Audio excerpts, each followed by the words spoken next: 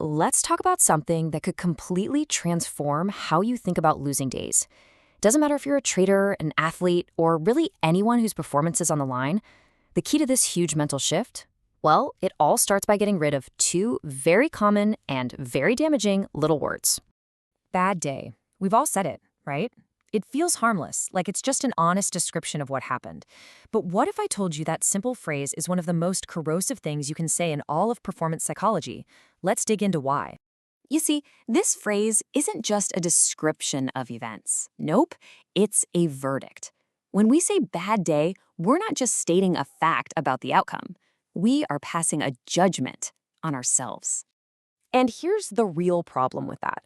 What actually happened was just a series of events that fell on the losing side of a probability curve. That's it. It's a neutral statistical event.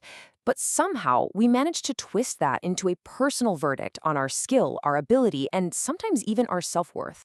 This is the little translation that happens inside our heads. On the outside, we say, bad day. But what we mean, what we feel, is I failed or I must have done something wrong. All of a sudden, that loss isn't just a number anymore. It's proof of some kind of personal failure. And that internal story, that's where the real damage starts. And believe me, that story matters, because the words we choose don't just describe our reality, they actively create it.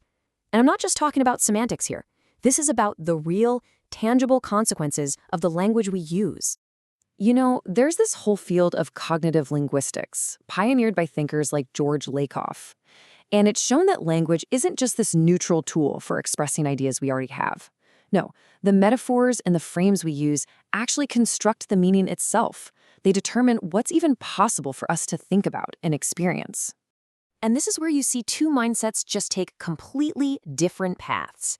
The bad day mindset, that leads to all the bad stuff, guilt, frustration, and that desperate urge to just change something to make the feeling go away. But the variance mindset, it takes the exact same outcome and just sees it as a statistical event. And that leads to a calm review, collecting more data, and sticking with the process. One of those erodes your career, and the other one builds it. So how do we actually make this shift? Well, we can borrow a really powerful technique from Stoic philosophy to kind of recalibrate our perspective, to move from the intense heat of the moment to the cool, clear view of the bigger picture. The Roman Emperor Marcus Aurelius used to practice what he called the view from above. Whenever he felt overwhelmed by something, he would mentally just pull back and back and back, until the event that felt so huge was seen in its true, much smaller proportion against the absolute vastness of time. He wasn't being negative, he was just getting perspective. And we can apply this directly to our own work. Instead of being trapped by the emotional roller coaster of a single trade, we zoom out. We see that today was just one little data point in the week, and the week is just one part of the month, and the month, just a tiny segment in the entire lifespan of our system. You see how that shift in perspective changes everything? So ultimately, this view from above helps us put a loss in its proper place. It's not a judgment on our ability. It's just an expected, accounted for piece of data within a much larger model. It's just information, that's all.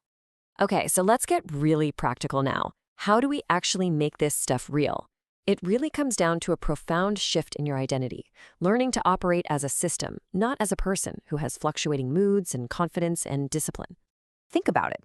A system doesn't have good or bad days, it just produces outputs. And to operate like that, you have to know your system's statistical DNA.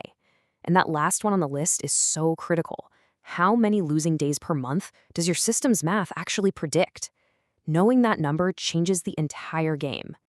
So here they are, 3 clear, actionable steps to make that identity shift. First, you document everything, especially your expected number of losing days. Second, you have to fundamentally reframe the question you ask yourself at the end of every single day. And third, you zoom out your review cycle from that emotional daily level to the much more objective monthly one. This right here, this mental switch, is the absolute linchpin of the entire process. You stop asking, was today a good day or a bad day? That is an emotional question, and it's tied to the outcome. The only question that truly matters is, did I follow my process? Did the system run correctly today? If the answer to that is yes, then guess what? It was a perfect session, no matter what the financial result was. So, when you put all of this together, the language, the perspective, the process, you end up creating an entirely new and much, much more powerful reality for yourself as a performer. So, I'm going to ask you directly, do you know this number? I mean, precisely, numerically.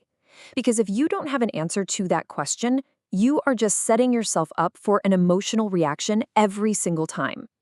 It really all comes down to this. Surprises produce emotional reactions. Predictions produce process. See, if you don't know your numbers, every loss feels like a surprise attack that hijacks your decision-making. But when a loss is just a prediction being fulfilled, it doesn't trigger drama. It just triggers the next step in your process. Because when you've done the work and you know the statistics, when that inevitable losing day arrives, and trust me, it will arrive, it won't be like a verdict, it won't be like a personal failure, it will not be a bad day. It will just be Tuesday.